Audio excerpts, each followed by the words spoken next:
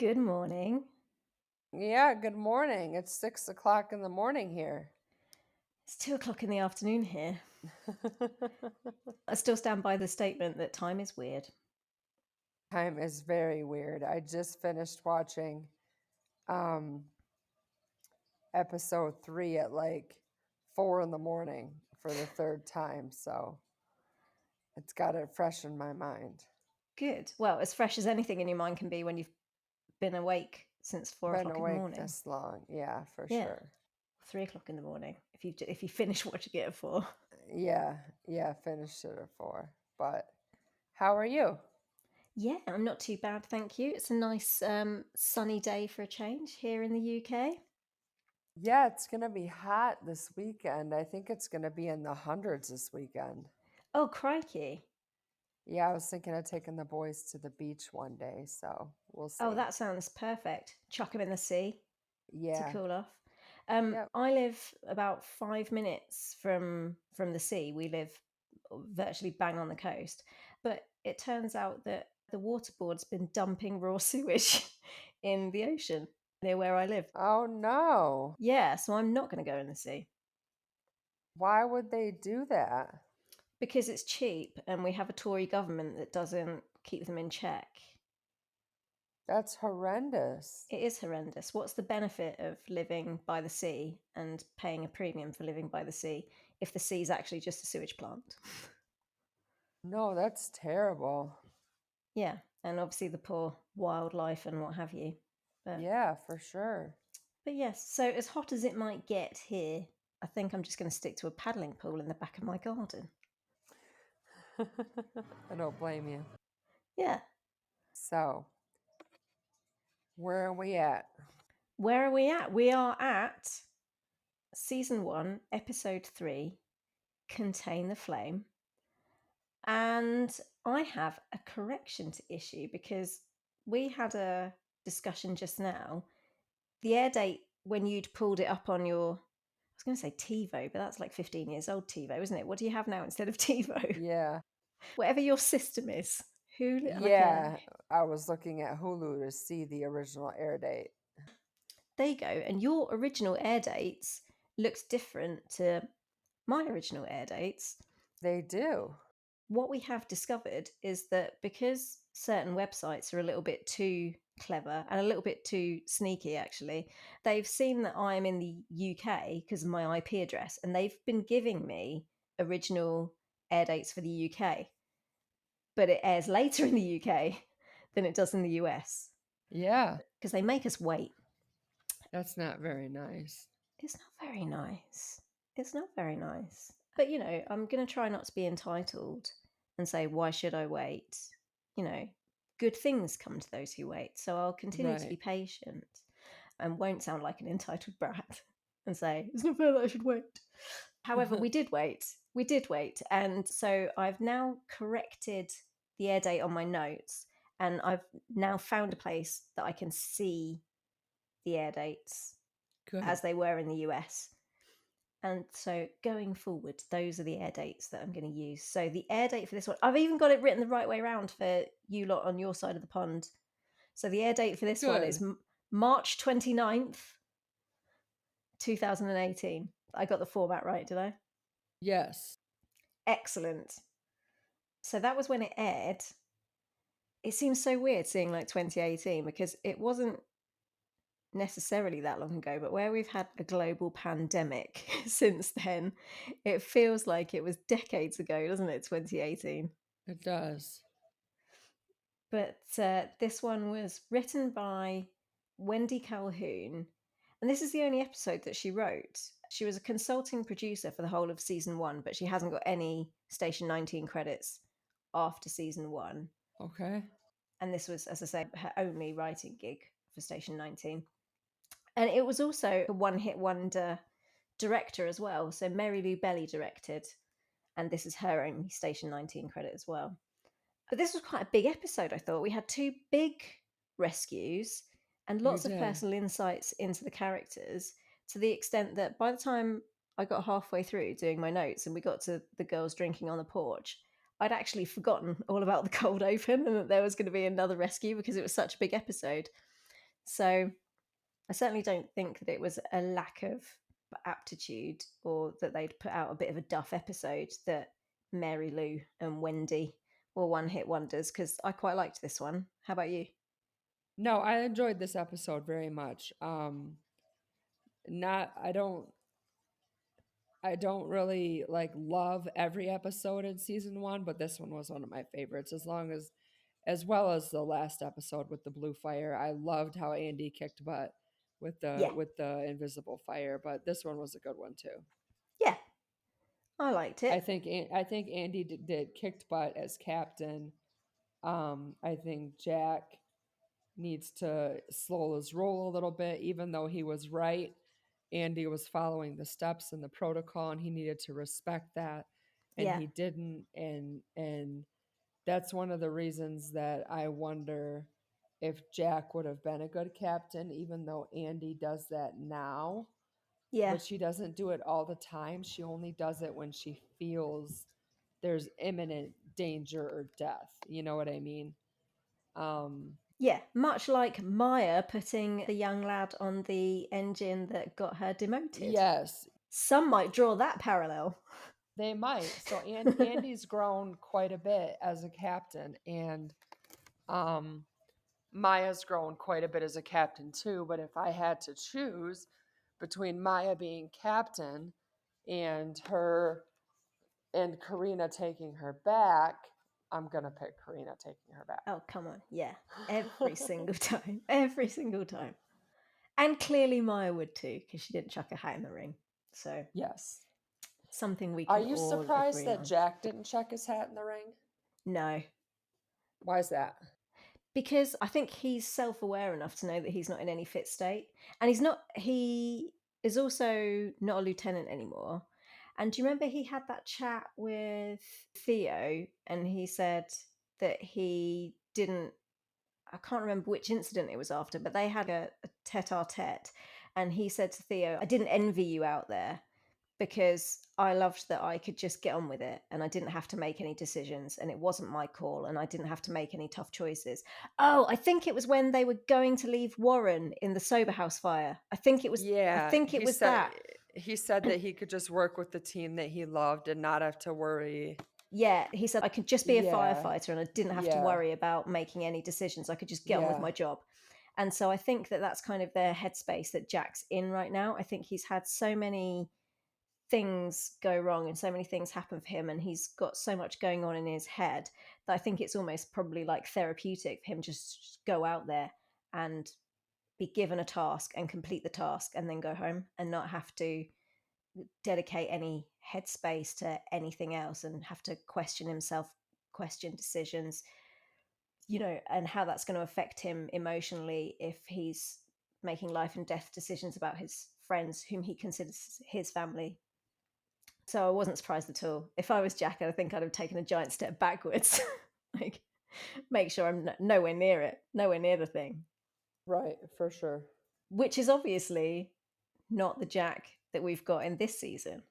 No, the Jack in this season is cocky. He's Couldn't be cocky. more different. He's witty. He's charming. He's very different than the Jack we have now. Oh, yeah. Two What different men. now? The Jack that you meet in real life, he's the Jack he is now. Great. He's very Gray is very goofy. He's very laid back. He's very Yeah. funny. Yeah, he's a really cool guy to meet. Well, he's a cat man. Anyone that has that sort of relationship with their cats is all right by Yeah, me. for sure. There's the crazy cat lady over here. But yeah, should we jump in? Let's jump in. See what happens. So again, cold open as we get with these episodes, and it's a genuinely cold open because we've got kids making ice cream, Mm-hmm. and they are using liquid nitrogen to make the ice cream to impress their science club friends who are coming round for a party later on because their parents aren't in and they're taking advantage. Teenage kids having an illegal party with liquid nitrogen. What can go wrong? Right. What can go wrong? But after the cold open, we pick up where we left off at the end of episode 2. Yeah. So we left Dean sweeping JJ off her apartment floor and running out of her building, realizing that there's a fire in the crawl space. And so we pick up with Dean then carrying her out of the apartment building with Warren in tow. And JJ, I have to say, is very, very funny. I know some people found JJ annoying. I don't know where you are on the funny to annoying scale with JJ. I think she had moments where she could be funny and she had moments where she could be annoying. That's probably fair. She amuses me no end. I loved that she was so upset about leaving her possessions in the apartment to burn. Yeah. Once you get to know JJ, that kind of fits, I think. So it's good that that's where we start with her. Dean tells her that it's just stuff and it can be replaced. And she tells him that her signed Purple Rain record isn't stuff, it's everything.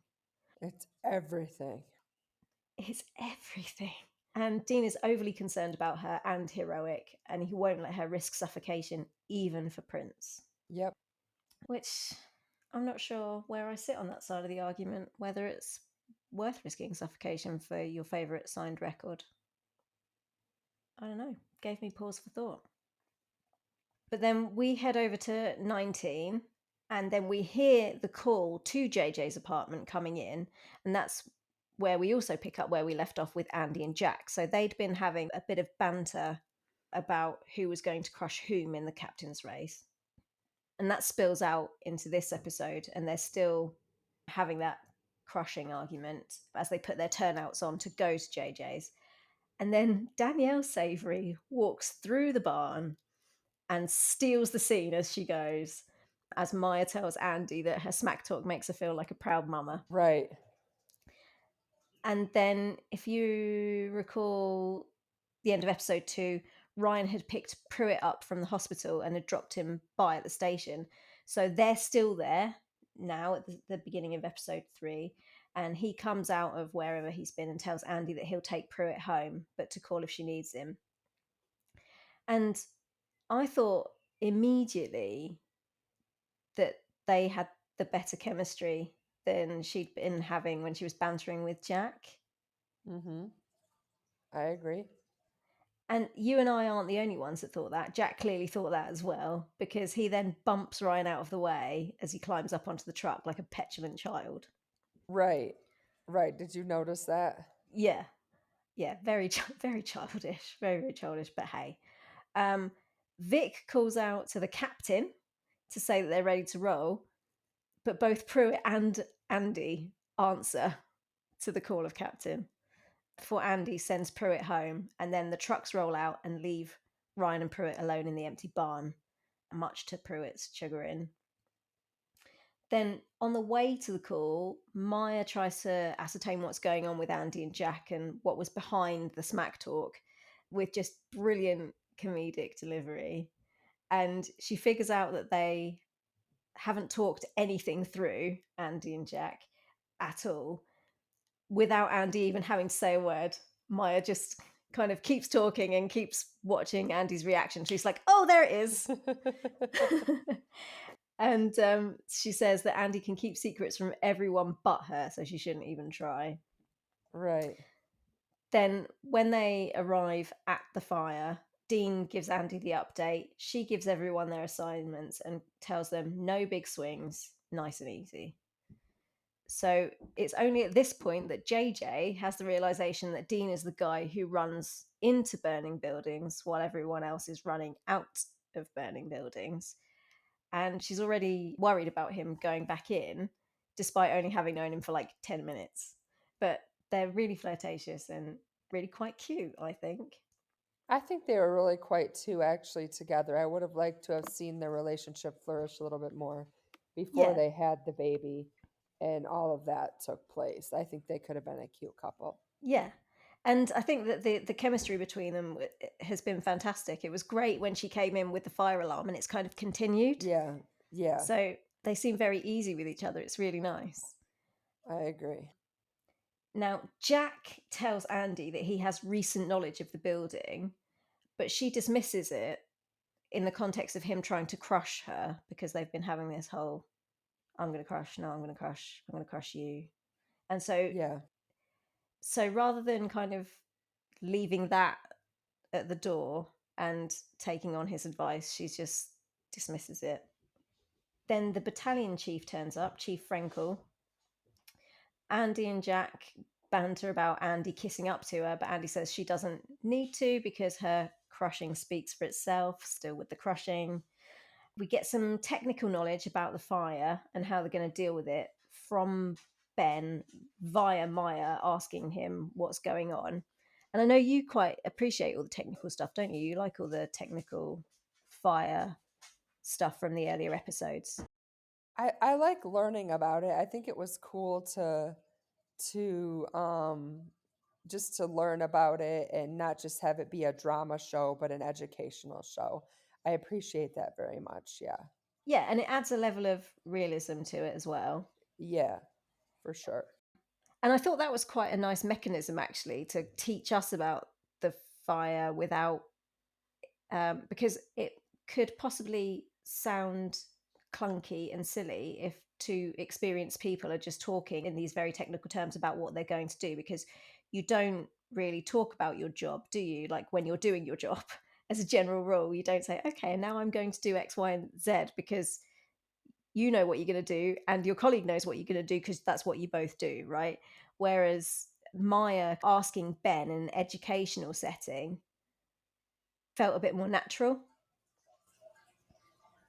I agree because when you're right, like if there's a code at work, when there's a code, none of us are like, okay, we're going to do this now, we're going to do this now, we're going to do this now. We just know that the person's coding, that they're dying, if there's a code blue, and we all know what our step is to get the code blue to get the patient revived. So we're not sitting there explaining it to everybody.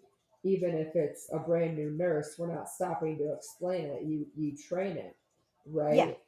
And so it's I just thought it was neat to learn about the different stuff.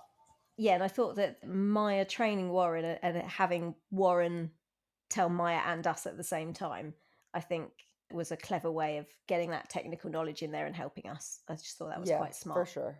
I agree. Yeah.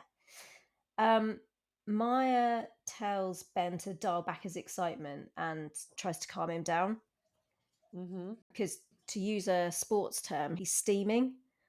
So you see it in like football when a goal's just been scored, or in tennis if a player's had a runaway set and they get so caught up in the emotion of it that they stop concentrating on what they're doing. And that's when their opposition finds a way back into the match. So where Ben's kind of like on this high from what happened at the Blue Fire, he's not really concentrating. He's just running on all this adrenaline. And so it was nice to see Maya having another dimension, I think, other than being a comedy cheerleader, because she's just been in there with like the witty remarks and being Andy's hype woman. And we see her here being cool, calm, collected, and actually displaying really great leadership skills. Right. And then on the roof, we start to see how much the ethanol fire has affected Vic in the other direction. So Warren gets his hook stuck in the roofing material, and then she uses her hook to unhook his hook, and then they pull some of the roof away while getting it out, and this like giant fountain of flames shoots up, and the shock of it literally knocks Vic back and off her feet, and she's got this look of terror on her face, kind of staring at this column of fire, whereas Warren is thrilled by the whole thing Right. and then garners himself another telling off from Maya about dialing it down. So that's where we sort of start to see Vic, her bravado kind of slip, I think. This is like the Mm-hmm. beginning of it. Andy puts Warren on staring at some pipes duty, which he thinks is a bit of a hazing. And then Jack and Travis give Andy some info about the building to try and get the fire under control faster. But again, she dismisses their advice. And again, as she did by sending the aid car away, she follows protocol and goes by the book and says that she's not just going to skip steps on Jack's whim. And then she further exerts her authority by having Jack call her captain and not Andy. Mm-hmm. Yep. She says it's Captain today, not Andy. Exactly. Yeah. And he very pointedly was like, oh, captain. Yeah. So that was a bit of a rough moment for them. Then back on the ground, Dean is checking in on JJ in between rescues. And it turns out that her sort of boyfriend is inside, but she's keen that Dean knows that he's more of a like booty call, a bit more of a convenience than a boyfriend. And then she checks again on the status of her Purple Rain record. Right. And then back on the roof, Andy's plan hasn't worked. So what Jack and Travis were proposing is what they do, and that does work. Then Ben finds out why he was told to watch the pipes, because they're now 6 inches longer than they were, which is evidence that the roof is collapsing. And then they all make a dramatic escape from the roof with less than 30 seconds to spare. Then, once they're safely on the ground, Andy asks if everybody's out, and JJ's the one that lets her know that Dean's still inside. And then Andy, don't know if it's maybe a bit of a dodgy decision to make, but she decides to berate the battalion chief for not pulling Dean out when she warned her that the roof was going to collapse, because she says that Dean needs a direct order before he'll leave the building. So Dean will put civilian safety above his own safety until he's ordered not to. So, I mean, the phrase stupid and noble springs to mind. Right. Then, in the nick of time, Dean emerges from the building, having rescued JJ's sort of boyfriend, and seconds before the roof does collapse. But JJ's immediate concern is for Dean. She accompanies Seth, the sort of not boyfriend, to the hospital anyway, but she's very clear with Dean that she's doing that as a human being and not a girlfriend, Right. which was cute. Frankel wants an immediate debrief on the scene from Andy and Jack, who basically just bicker at each other whilst they give her a blow by blow of what happened. And then it's Frankel's turn to berate them, and she berates them both for being stupid and trying to one up each other rather than working as a team. She says that Jack undermined Andy, but that Andy had ignored Jack's good advice, and that they should figure out how to run it together or she'll find someone who can.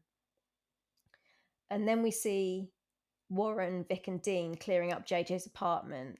And Dean and Vic both tell Warren in their own way that he's making it way too personal. But Dean is obviously taking this one a bit personally, because he's very happy with himself when he finds JJ's Purple Rain album, and then he secures it safely in her record cabinet. Yeah. I'll just say it again. Love JJ, love her. Bit of comic relief, great chemistry with Dean. I loved that even as the door of the ambulance was closing, she's still looking at Dean. And the eye Right. contact's only broken when the ambulance door closes. I just think they were great. They were just such a great couple. I agree. 100%. Loved her line that Purple Rain is everything. Her Purple Rain Yeah. record sums her up. Do you have a must save list? Like stuff that you would grab if your house was on fire? um my passports. Oh yeah, good shout. Obviously other than like my kids and my dog and stuff, but my passports and like my file thing that has like all my passports and my kids' social security cards and their birth certificates. I'd grab that file cabinet. Um, Other than that, I think everything else is pretty easily replaceable. Yeah, Maybe like my pictures of my babies as they were newborns when they were, like with their footprints and things like that that I could yeah, never get back, or their first lock of hair, stuff like that. But yeah, everything else you can get back. What about you? yeah. Cats. Well, one cat. My dogs and one of my cats would get themselves out, but my very pretty, delicate cat that you've, when I say met, I mean you've seen her over the internet. But Willow, my Maine Coon, she would just go hide behind a bed at the first sign of trouble, so I'd have to hook her out. But apart from the living things, same as you, photograph albums with pictures in that predate digital images. Yeah. I'm pretty old, so I had a 35mm camera for most of my life. Um, so yeah, that. Oh, I know what I should grab. I actually own an item of Brandy Carlisle's clothing. Oh, yeah. Yeah, I have. Well, you call it a vest, but I call it a Yeah. waistcoat. But yeah, I should probably take that. And I have a guitar that's very precious to me that's older than I am. It's worth no money, but it was my dad's guitar before I was even born. And there's pictures of me wearing no clothes, just a nappy, dragging this thing around behind me. And my dad gifted it to me when I was 13 or 14. So although it's worth no money, it's kind of a big deal in our family. So I should probably try and grab that guitar as well. But yeah, other than that, I have some signed records actually as well, but they'd be a bit heavy and clunky. I'm not as precious about those as JJ is about Purple Rain. Let's just put it that way. But yeah, so Purple Rain made it safe. Dean saved the day. He saved Purple Rain. It did. It did. Um, Andy and Jack's flirty fighting. I'm still Yeah, what did you think about that? There is still no chemistry. I just Really? I am not getting the chemistry. And then when you compare it to when Andy's with Ryan, and then when you see JJ and Dean, I think that it's even more evident for me. The disparity in the chemistry is even highlighted even more for me when I see Andy with Ryan and JJ with Dean. I just still don't get it. Maybe I'm in a minority. Guys, let me know if I'm in the minority. I'm quite happy to be. I'm quite happy to be told I'm wrong, but that's just how I see it. I will say that Andy's chemistry with Ryan is significantly stronger, but I do think she has a little bit of chemistry with Jack. Yeah, I mean, like I say, I'm happy to be. It's just my opinion, right? It's just what I see. I don't see it. But I know that a lot of people are really passionate about Andy and Jack being like the it couple, like Andy and Jack Yeah, endgame. right. But I don't see that. I honestly think that Ryan was her person. I agree. And when they got rid of him, I think they ended that line too fast. I think they ended that line because they wanted her to end up with Sullivan, and I'm Yeah. not quite sure I agree with that. No, no, because I really think that they were each other's lobster. Yes. But hey. And what did you think about her behavior on the roof, not listening to. Because it wasn't just Jack this time, it was Travis as well. But she didn't take their advice. Then she kind of had Jack call her captain. Was she maybe overcompensating for I something? think Travis was a little bit calmer in the way that he was presenting it to her. I think he was just kind of backing Jack in my opinion. So I didn't really think that Travis was as disrespectful as Jack was. No. And what did you think about Andy ignoring their advice? Um, I don't think that she ignored it. I think she was trying to follow the best protocol that she knew how. Fair. Fair comment. And was Frankel right when she said, "Look, I'm not a kindergarten teacher"? Is her attitude correct that they're just being completely unprofessional? Like, I think they're being very unprofessional. I think they were being unprofessional, but I think her comment was a little bit harsh. I think she should have considered that their captain and Andy's father just got diagnosed with cancer and that he's gone and that that's a heavy weight on them and that they're trying to do the best they can and that they both just got thrown into this position. Hmm. And so, yeah, they should have been respectful, but I think the kindergarten teacher comment was a little bit harsh. I mean, she's not Miss Congeniality, is she? She's Right, not the most tactful of humans. right. But I do think they needed a bit of a short, sharp shock. I do think that they have let the personal spill out into the professional. And I think that in this particular situation, perhaps their want to one up each other, their one upmanship maybe got in the way of the call going the way it should have, because it should have been collaborative. But I don't think Andy was right to have dismissed their advice, Right. but I think that I can see why she did it, because Jack approached it in an unprofessional way. And because it was done in like this previously, there was this context of, oh, I'm going to crush you. And so I think that she saw him as muscling in on what she was doing and trying to take control, when actually what it should have been seen as was someone that had good up to date knowledge of what was going on and whose advice was very useful in this particular situation. But because of the way that he came with it, it wasn't taken in that way. So I think it was six of one and half dozen of the other. I think they were both at fault. No, I agree. Um,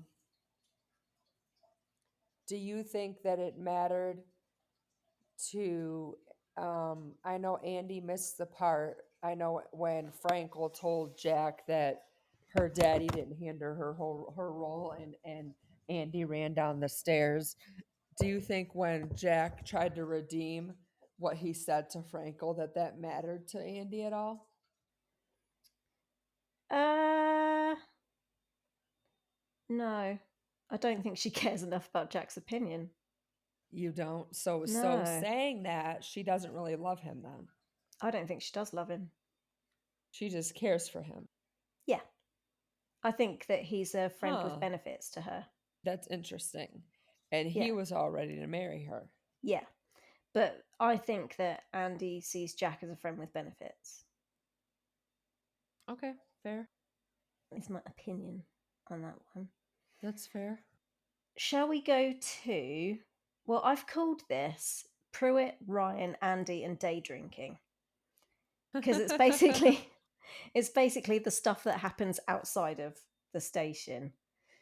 Yeah, we have about an hour 15 before I have to get ready for work, so I think we're We doing can pretty good. smash it out. We can smash it Yep. out. So Ryan has dropped Pruitt home and then offers to run some errands for him. But rather than being grateful, Pruitt just gives Ryan a really hard time. And then he brings up the fact that Ryan was a bit of a delinquent in his youth and says that Ryan's just buttering him up to get in Andy's pants, and then just unceremoniously sends Ryan away. Then, when Andy gets home from her shift, she starts telling Pruitt about what happened between she and Jack on the call over dinner. And then Pruitt tells Andy that she's been spoilt and that she's used to being able to speak her mind and get away with things with him, but that she's going to have to be a little bit more political with Frankel. Yep. And then he tells her that he's been making inquiries with some of his buddies about getting a little receptionist job because he's got Uh-huh. cabin fever already and it's only been 2 days. And Andy's not happy with that and wants him to just rest and heal, but he loses his temper with her over it. And he says he's not hungry, slams down his fork, and then storms off from the table. And so Andy does the only sensible thing to do in this situation, which is to call the girls over and do some day drinking. Of course. I mean, obvious move. So Maya and Vic have come over. There's a 6-pack of beer and a bottle of vodka. And Maya raises a toast to Andy's first day as captain. But Andy can't let what happened with Frankel go. And ever the hype woman, the ultimate hype woman, Maya says Frankel just doesn't do compliments because she didn't get any and that she had it tough coming up. So she's trying to, make Andy feel better about the situation. But then Andy says, yeah, and she thinks that I didn't have it hard coming up either. To which Vic tells her, well, you didn't. And in part, that's thanks to Frankel. So Andy then raises a toast to Frankel. Maya raises a toast to Andy. And Vic raises a toast to vodka. Maya says that Andy should treat herself, which then leads to a conversation about the importance of self care. And Andy brings up Maya's running, but Maya says that running for her isn't self care, it's self discipline. And that self care for her is lots and lots of sex. And then she said men and women, right? Yeah, so So Vic, that's the first time we find out that she goes both ways, isn't it? yeah, because Vic Yeah. casually says, is there a new lady on the horizon? And yeah, Maya Yeah. says, more like a series of ladies and gents. Yeah. And that monogamy is for the weak or the very, very dedicated. Yeah. At which point Ryan shows up, Vic says that he's looking very chiseled in the daylight. And then we get vintage season 1 Maya when she says, "Slow your roll, Hughes. We don't double dip."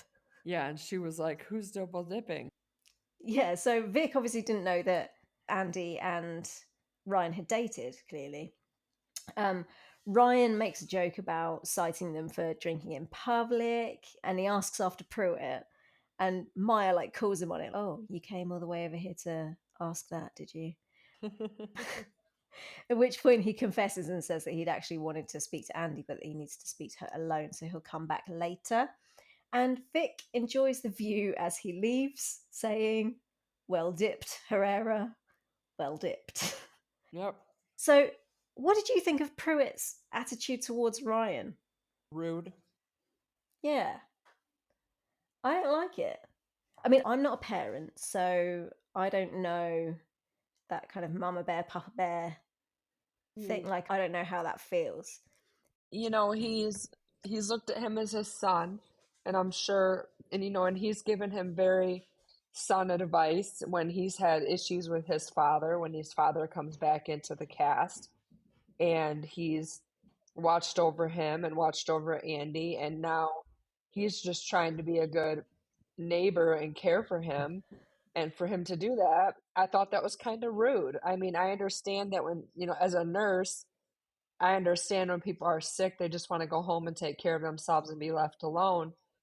But I mean, all he did was pick up his meds, asked him if he needed anything. Like, I didn't think he was being overbearing at all. I just thought he was trying to help. Yeah, samesies. So, And I also yeah. didn't appreciate, and I suppose that's what I mean when I say I'm not a parent, so I don't know kind of how. And your children are very young, so I don't even know if you can imagine how it would feel at this point in time. But I don't know how it is, when you know that people are in a romantic relationship with your kid, or and especially I think fathers of daughters probably have a particular feeling about men in their daughters' Yeah. lives. But I didn't like it when he said, "Oh, you're just doing this to get into Andy's pants," because A, it's rude and Yeah. it's disrespectful to Ryan, because Ryan's not that kind of guy for a start. And Yes. and if, I would hope that Pruitt would know that.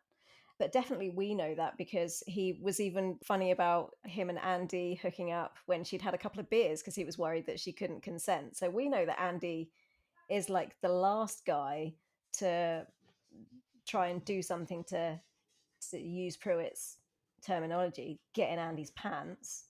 Well, and I agree, but honestly, Andy's a grown woman. If she wants to get in his pants, she's going to get in his pants. That was going to be exactly my next point. And also, it's not up to Pruitt who she allows in her pants. Yep.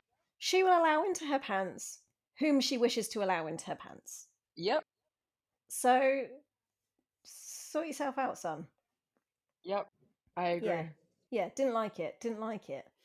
And then what did you think of Andy and Pruitt's exchange at the dinner table? Do you agree with Pruitt that Andy's been a bit spoiled?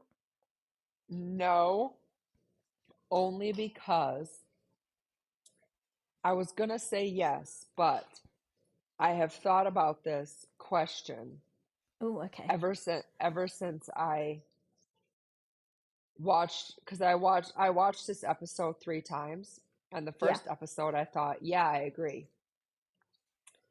But the second and third episode I watched, it was like, no, he put her in an environment. He put her in that,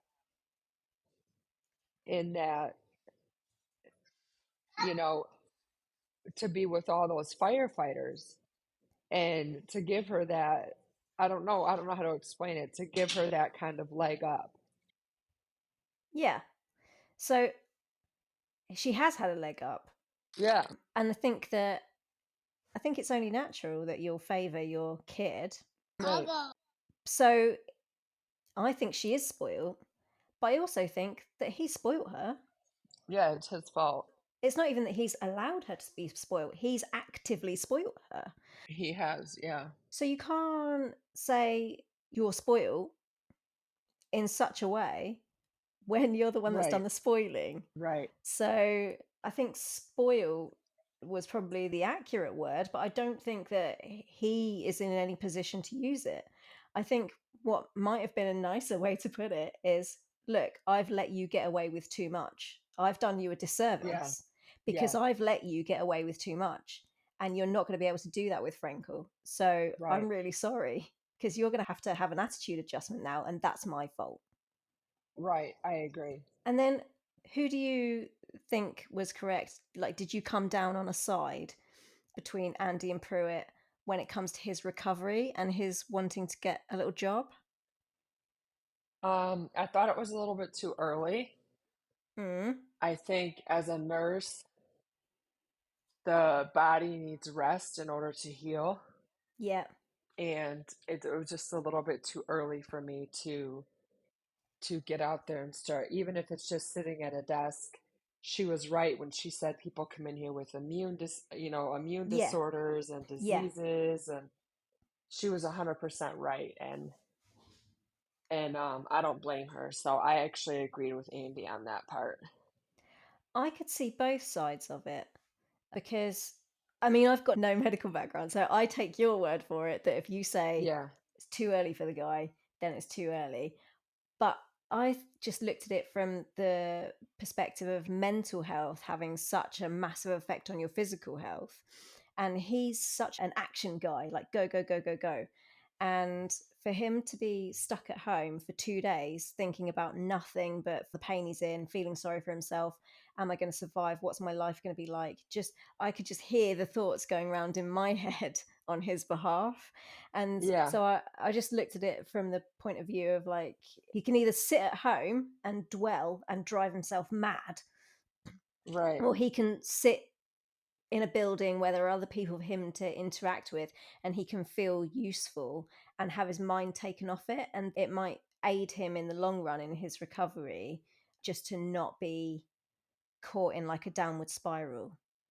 But I could Right. completely see it when I put myself in Andy's position and think of my parents. I would want to wrap them in cotton wool and say, no, no, no, just sit here quietly and don't move, please. So I could Yeah, see because you both want you sides. want them to live as long as possible, and Yeah, when you do that, it's you're putting yourself at a severe risk. So yeah, yeah. yeah, for sure. Okay, cool. And then the whole Frankel discussion that the girls had on the porch. I love that Maya always finds a way to back Andy. There's just true loyalty there. Yeah, there is. And Andy's complaining about essentially not getting the pat on the back that she thinks she deserves. Mm-hmm. And Maya is just trying to explain it away for her and is trying to give her that pat on the back by saying there's a reason that you didn't get the pat on the back. It's not that you didn't deserve it. It's just that Frankel doesn't do pats on the back. I just love that from Maya.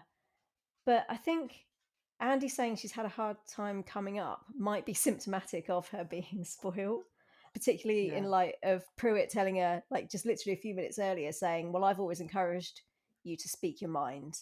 I've always encouraged this Right. from you. So if he's been encouraging her to speak her mind and been giving her opinions validation this whole time, well, she hasn't had it hard coming up, right? She's been indulged by her dad. Right. I agree. And I think where Frankel has likely spent most of her career being ignored at best and probably being smacked down is at every point is probably more accurate of how she came up. So I do think it was a little bit naive of Andy, that little Mm-hmm. exchange, possibly. Yeah. So I think Vic might have also been bang to rights telling Andy that she's had it easy and that it's on the back of women like Frankel and Frankel's generation. So I don't know if you want to change my mind. Have you got an opposing opinion? No, I just don't like it when people have when it's like in nursing they call it dog eat dog. And they say Right. like because I had it hard, I'm gonna make it hard for you. And Yeah, so no, that's disgusting. I don't agree with that. No, I don't. And so I don't think that Frankel has the right to treat Andy that way.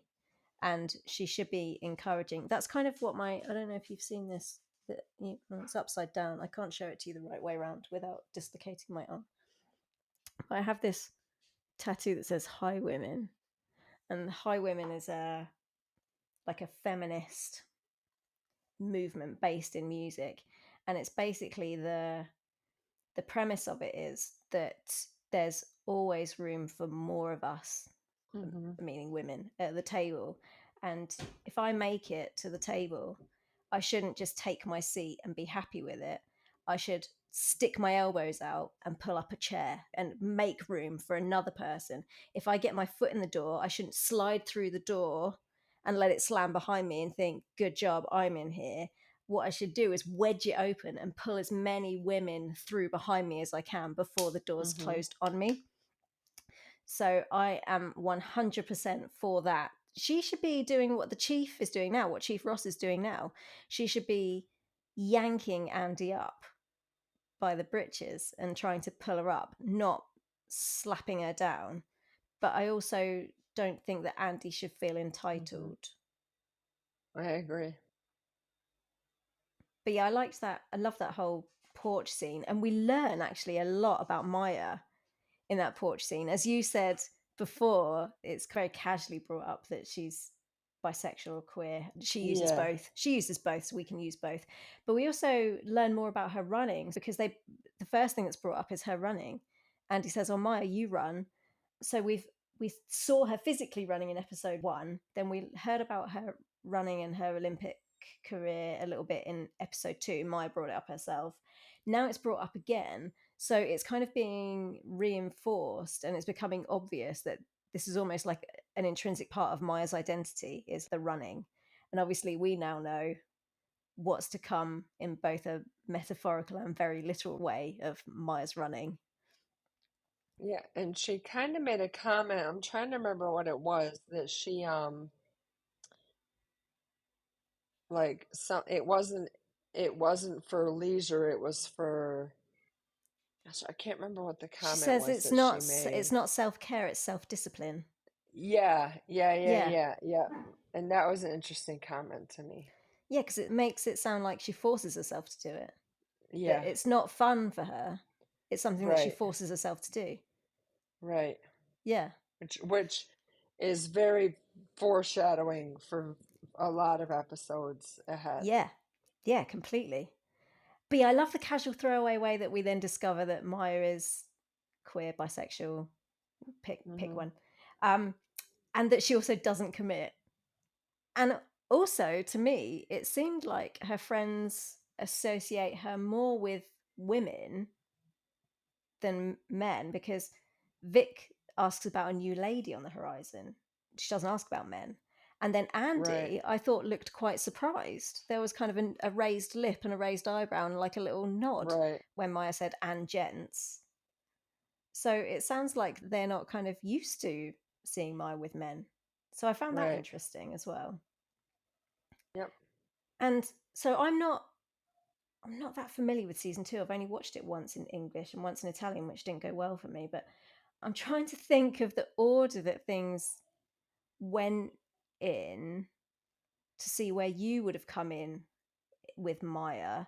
So, because you started watching with the episode before Ripley's death, right? Which is quite near the end. Yes. So, so you would have seen Maya and Jack, their affair, Yep. but you would have missed Maya and Jack fighting over the police officer during the CPR training, Yes.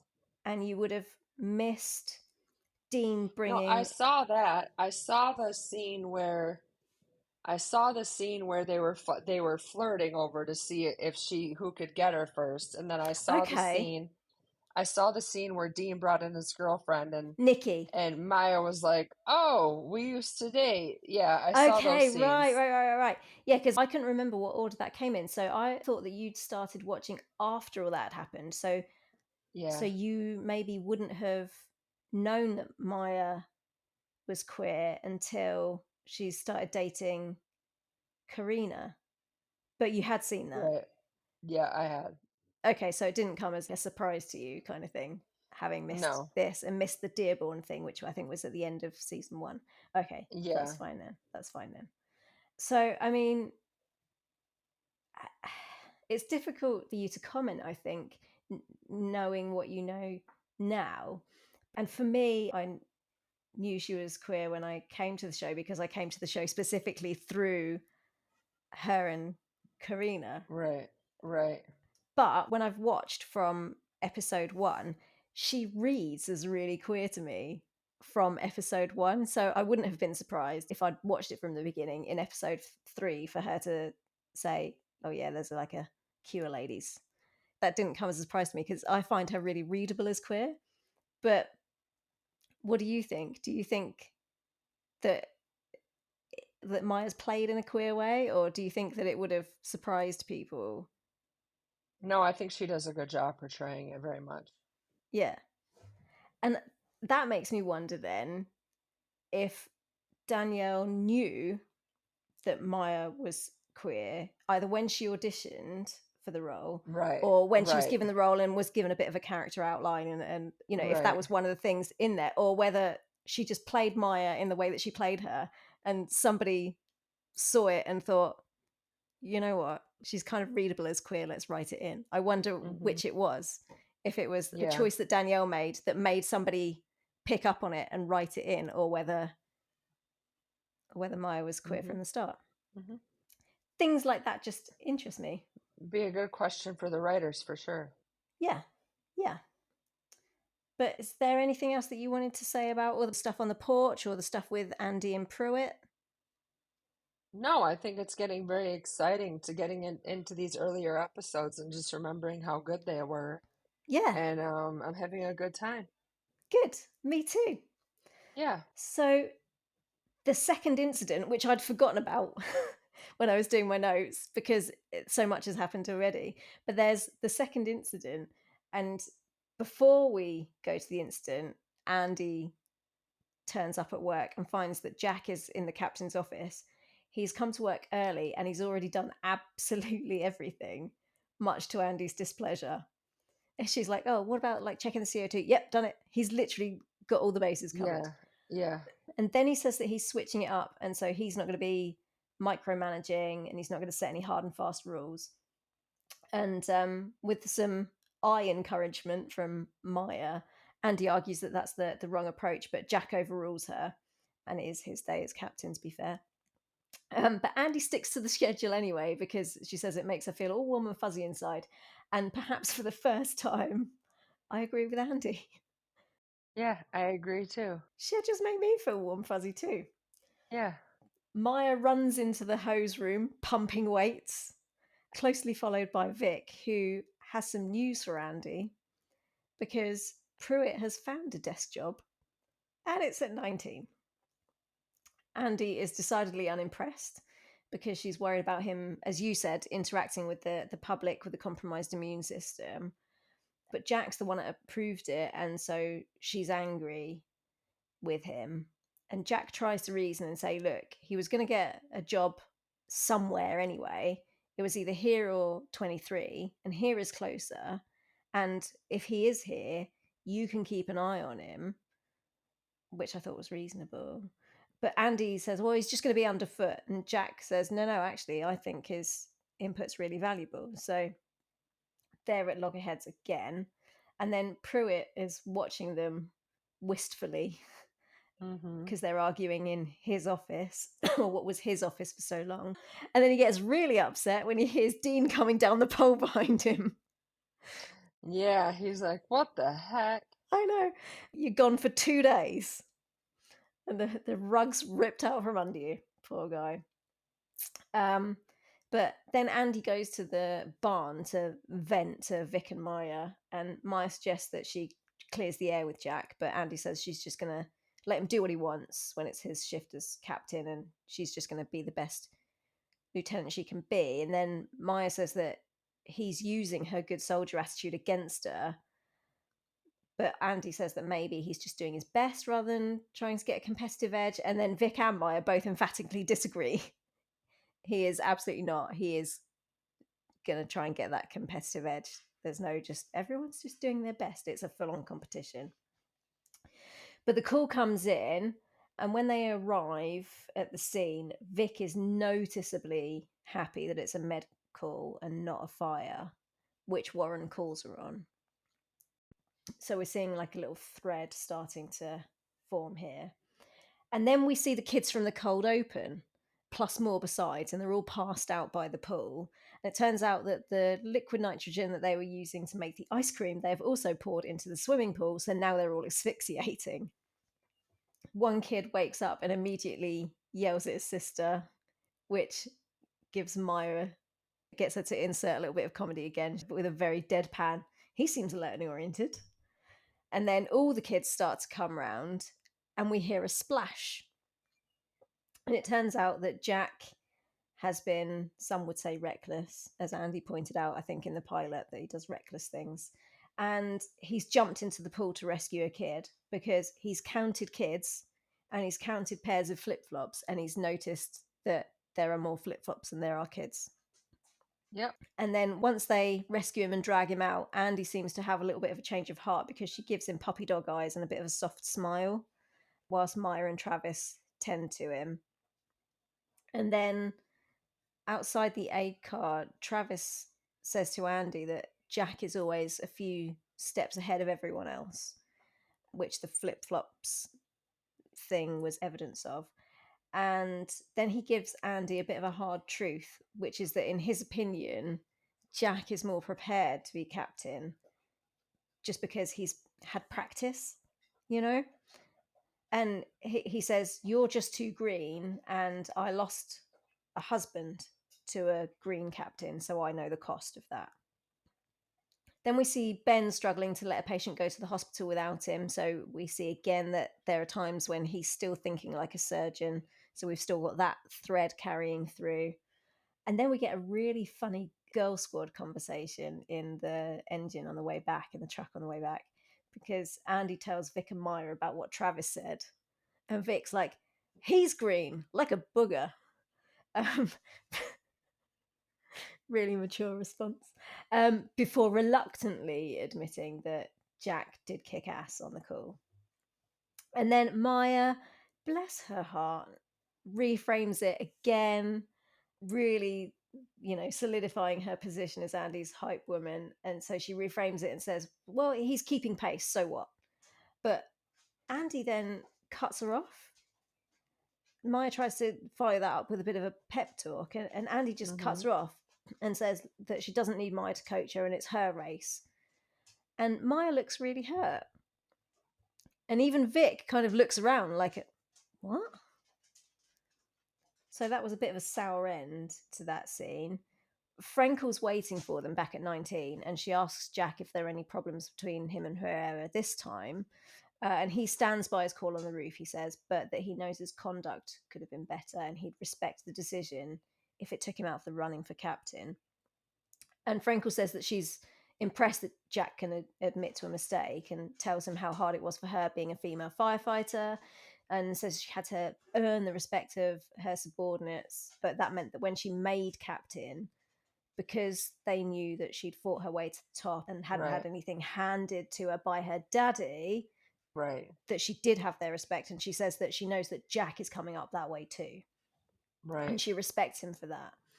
So Andy hears that part. And as you mentioned earlier, what she doesn't hear is that Jack then defends her and explains that Pruitt held Andy back because it served him to have her mopping up after him. And that Andy is actually the reason that the place ran so smoothly under Pruitt's leadership, which I thought was big of him. Yeah. But in the locker room, it's now Vic's turn to help Warren in the way that he helped her after the ethanol fire. And he explains to her that he's struggling with no follow-up and not seeing how it ends. And Vic says that it's better that way. Then JJ turns up at 19, and her sort of but not boyfriend, Seth, has sadly passed away. And Yep. she seeks solace in Dean. She does, which I think she liked him right away, to be honest with you. So. Yes. Yeah. But I think that speaks to their connection as well, that it's not just kind of a sexual flirty thing, Yeah. that when she was feeling low, there was obviously something about Dean that drew her back to him. So that was nice. And they have a bit of a moment, because before that it's all just been lots of flirting and lots of banter. We call it flanter over here. I don't know why. It's Planter. one of those stupid made up words, but yeah, flirty banter is flanter in the UK. That's cute. Feel free to take it, use it. It's yours, Tiffany. Have it. So it's nice to see a departure from the flanter and actually see something real between them. So I liked that. Then Andy checks in with Pruitt that her promotion was warranted and it wasn't just nepotism, because she's obviously feeling bad about what she heard Frankel say. And then I felt like she finally found some common ground with her dad, because they're both finding it difficult to stand back and do nothing. They're both sort of struggling with that, watching someone else take the reins. Right. And then Ryan turns up and interrupts their conversation and finally gets Andy on her own. He says that he's upset about Pruitt still seeing him as the stupid kid he was. And much like Andy was just seeking some clarity from her dad, he's trying to do the same with Andy. Ryan's trying to do the same with Andy and make sure that Andy doesn't think of him the way that her father does. Right. And he says that he's been through stuff and he's all grown up now, and Mm-hmm. that he couldn't sleep without getting that off his chest. And then he strategically, I think, just leaves and lets Andy think on that, just lets her ruminate on that. And again, there was like some voiceover that I didn't pay any attention to. And there endeth the episode. So, what do you think about Andy's and Jack's positions on the Pruitt situation, on Pruitt getting a job at 19? Are you Team Jack or Team Andy? Or Team neither, or Andy. both? You're Team Andy. I'm Team Andy. 100%. But I think it's the nurse in me. Yeah. So, based on the fact that I think what Jack said was absolutely correct, which is he was going to get a job somewhere anyway. Like, no one's talking Pruitt out of it, right? Decision is made, because he's that kind of bloody minded guy that if he says that he's doing something, he's doing it. I think in that case, I understand, but getting a job, period, I side with Andy. No, I think that's fair. So, But for me, in this situation, which is that I think Jack's absolutely right. If Pruitt says that he's getting a job, he's getting a job. So, on yeah. that basis, I completely agree with Jack that it's closer to home and Andy can keep an eye on him. And he's with family, right? If Pruitt's there, he's with Right. family. It's Right. geographically closer, but everyone there is his family. So, it's his second home. Plus, Andy is there. So, everyone's invested in him. Everyone can keep an eye on him. They've all got his best interests at heart. And because it's a familiar environment, it will cause Pruitt less stress because he's not learning new things, learning new people. He's literally Right. gone from home to home. And it Right. should cause Andy less stress as well, because she can literally go see him whenever she wants. She can physically see that he's there and that he's okay. So I have to say that as much as I'm not a big fan of Jack Mark 1, love Jack now, but not a fan of Jack Yes, Mark 1, this Jack, I have to I say, agree. I was on his side on this one. I thought the man's got a point. I agree. We're agreeing a lot today, aren't we? This is good. We are agreeing a lot We are today. It's agreeing a good. lot today. And also didn't think it was Jack's job to give her the heads up. She was like, well, you could at least give me a heads up. I don't think that's Jack's job to give her a heads up. I think that if I was Jack, I would have assumed that Pruitt would have told her because they live in the same house. Right. Maybe that's just me. What about what Travis said to Andy about her being too green? Was that justified? I do not think it was justified. I think it was justified that she was too new of a lieutenant, Mm-hmm. but I think she was basically acting as captain for a long time behind her father. And so I do not think she was green in that way. Yeah. but I do think she was green in the way that Travis was trying to portray. I just don't think Travis was fair in considering all of the things that she has done for her father. Okay. We might disagree a little bit at this point then. So, It's okay. yeah. Um, but I think based on that day's performance, I think he might have a point because they could have lost Dean to that collapsed roof because she disregarded relevant knowledge about that specific building and she took the Uh-huh. generic by the book approach. But sometimes you can't. Sometimes you have to skip ahead. And I think that in the situation, if you know something, Jack and Travis had knowledge of that building. But sometimes going by the book it gets people killed too, though. I Yeah, mean, so both ways. Not going. not Yeah, going by the sometimes book. going rogue. Yeah. Yeah, sure. And it was also Jack's quick thinking and action that potentially saved a child's life who could have drowned otherwise Now that I agree with. at the second scene. That I agree with. Yeah, so maybe there is a lack of experience and a lack of confidence in her decision making, not so much Yes. in her other abilities, but maybe in her decision making. Right. And that's what makes her rely on the book. Like she's staying in her comfort zone. Like if I follow the rules, everything will be okay.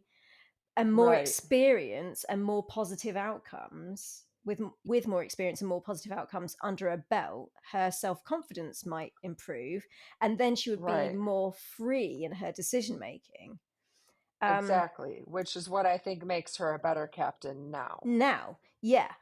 And Yeah. I'll also say that it's not her fault that she lacks the experience because Pruitt has held her back. So Cause, now cause she's now, trying. now you're gonna have to quack me out because Andy kicked ass when she You was said a captain bad word. in the season finale. So you're Yeah, gonna have to crack me out. I will. I will quack you out. In fact, I think the world deserves to hear you say a bad word. I'm not going to quack that. I'm leaving that. I'm leaving that bit in. She did though. Let's just She be did. fair. No, she absolutely did. But again, like that's 6 years of experience, and she's had a go at Yes, being captain at 23. But at at this 23. point, Yes. she's been a lieutenant for 2 days, and she's already trying on the captain's hat. And so Right. I think that at Right. this stage, and it's not even that she's trying to run, she's being asked to run before she can Right. walk. So I think possibly Travis, based on the day's performance and Andy at that time, might have had a point. I'm going to, Right. and especially because it's going to be emotionally loaded for him because, as he said, I lost a husband to a green captain. And so there is a real life cost to it. Right. So I didn't mind. For And it's sure. Travis. He says things so nicely. I mean, He does. he couldn't have been more gentle about it. So Yeah, he couldn't have. no. So, for sure. And then what did you think about Andy's attitude to Maya in the truck on the way back when she said basically, keep out of it. I don't need you to coach me. This is my race, not yours.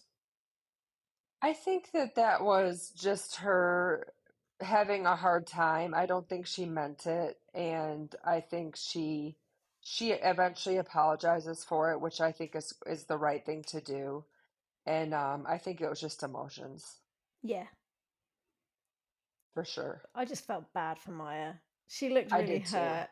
And I think that Yeah, I she's did really too. lucky to have someone who has her back unconditionally, and especially in such a competitive environment. Yeah, I love their friendship Yeah. 100%. And I just always think it's amazing when women have each other's backs and support each other like that.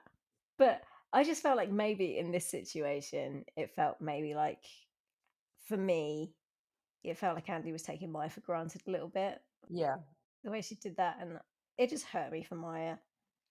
I love Maya. I love So Maya too. I also really enjoyed. I know we talked about it earlier, but Jack defending Andy to Frankel, he didn't need to do that. And God, that's twice that I'm actually saying nice things about Jack Mark One today. But I thought that it showed integrity on his part. No, I think that Jack showed a lot of integrity in this episode. and I really cared for his character in this episode for Yeah, sure. yeah. I don't think I'd be that strong that I cared for him. But no, he impressed me more today, and I did think that that showed integrity. Yeah, But I agree. And integrity is important. So, oh, massively, massively. yeah, Did we miss anything? Is there anything else you wanted to say about this episode? Did I skip over anything? I don't think so. I think we did a really good description. And I think overall this was a really big episode. We had It was. we had two big incidents. We moved some personal storylines along as well. Hmm. We had two great girl squad scenes, which I wish there were more of those. So yeah, I enjoyed it. I think we're still too early in the show to see themes emerging, Right. and I think we're still in the getting to know you phase with the characters. So I don't think that we're in a position to see too much personal growth at this point in time. Yeah, which is hard because we've already seen all these ones, right? So we're trying to look at them through open Yeah, so eyes. you have to try and keep your eye in the here and now rather than looking ahead. But Yeah. but did you have a favorite scene? Say I have a favorite scene. That's hard. Probably the scene. I can't remember if it was episode 2 or episode 3. Which scene was it when Andy and Jack flirted that they were going to crush each other? Well, that straddled. I think it was at the end of two, and then at the beginning of three, they were still going. But I think Okay. at the end of two, I think the camera panned down and they had Yeah. their hands on the desk, like a couple of inches Yeah. apart. But I think that when we picked it up in episode three, the call had just come in. And so I think they were more sort of on the move then, still saying, Okay. I'm going to crush you, I'm going to crush more. Okay. And then I loved the whole scene with Ryan and Andy, and I loved the whole scene with Maya and Andy. So I have several favorite scenes in this Yeah. episode. I liked the porch scene. Yeah, of course, that's always a heavy favorite. Yeah. So, I mean, for me, that was just a standout. And I think, the other day we were saying that we probably would have watched the show had we seen it from the beginning, but we wouldn't have been so into it. Yes. I think that having seen that scene, if I'd seen it from the beginning, I Yes. would have thought, oh no, this Yes. is my show. That's what would have excited me about going Yeah, for further with sure. it. For But sure. obviously, hindsight being 2020, we know that unfortunately that was kind of isolated. That we It don't was. get we Yeah, don't we get don't get that. a lot of that. Yeah, for sure. So I think that was my favorite scene, and I wish that it hadn't been such a standout. I wish it wasn't so conspicuous by the fact that it was the only time we've ever really seen it. Yeah, I agree 100%. Bittersweet. Bittersweet for sure. Yeah. Did you have a favorite line or a favorite bit of dialogue? I think my favorite dialogue was between Frankel and Jack and Andy. Yep. I liked that one a lot. Yeah, it was well written. It was very punchy, very pacey. Yeah, it was. Yeah. I picked just two really silly lines just because they amused me from the porch scene. So I loved Maya saying, "Slow your roll, Hughes. We don't double dip." It's just funny to me. And Vic's, "Well dipped, Herrera. Well dipped." Just really liked it. Yep. It's just fun. Most gifable moment for you? Probably one of the porch scenes, maybe when Maya like tipped her beer and drank it or something. Yeah, I chose from the porch scene as well. Them kind of doing cheers, like cheersing with their little Yeah. shot glasses. I can imagine sending that to a group of friends, Yeah. in a group WhatsApp or something. I can imagine like Yeah. sending that gif. Or even Vic actually in the back of the truck when Andy's kind of dismissive of Maya. Vic's like, "Huh?" Yeah. That was quite a good one as well. But yeah, no, I like that we both chose something with an alcoholic beverage on the porch. Yeah. That rounds things off nicely. So, episode 4 is next. It's called Reignited, and the logline / synopsis says Andy and Jack disagree over spending decisions at the station. Okay. So that's our next one. Alrighty. So, shall we Let's do it. say ciao for now to folks? Yeah. Thanks everybody. Keep sending your emails, keep sending your messages.